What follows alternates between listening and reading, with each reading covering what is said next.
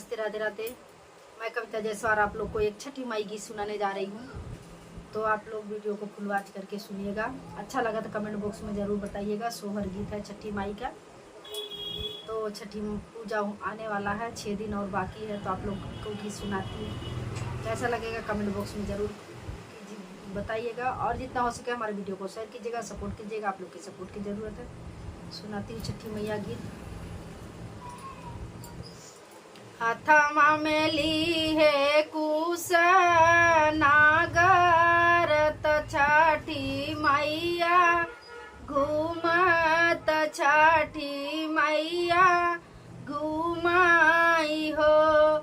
अरे के करे भयल नंद लाल होत हम के बो लावै होत हम के बोलावाई हो।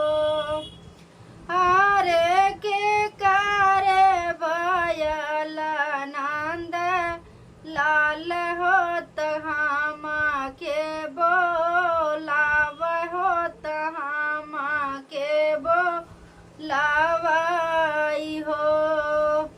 हथवा में ली है कुश नागर होत छठी मैया घूम होत, छठी मैया घूमाई हो। हरे के करे भयल नंद लाल होत हम के बोलाव होत हम के बोला माई हो। घरम से निकरनी कविता देवी आवारो है, कविता दे हो। मैया हमारे भाइयो नंद लाल होत हम ही बोलायो होत हम ही बोलाए हो। मैया हमारे भाइयो नंद लाल होत हम ही बोलाए होत हम ही बोलाए हो। अगन में बेदिया बनाइला फूल चिता राइला फूल चिता राइला हो।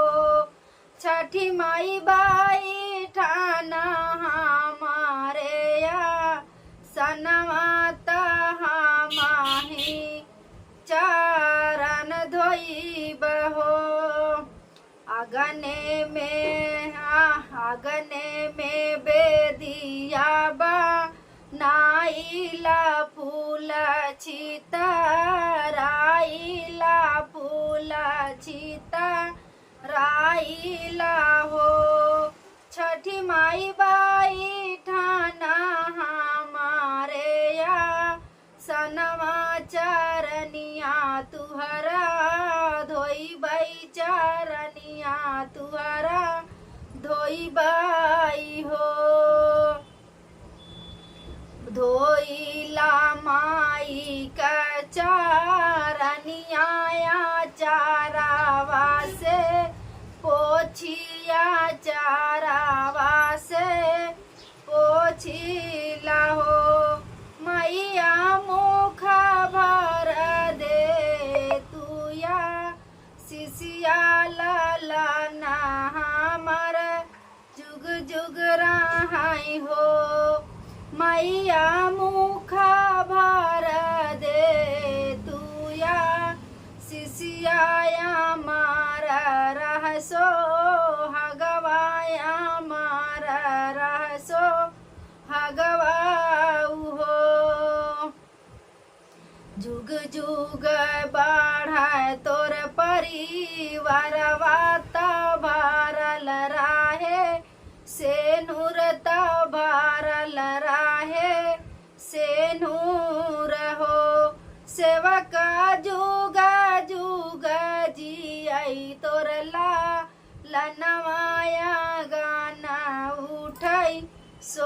बरताया गन उठाई सोहर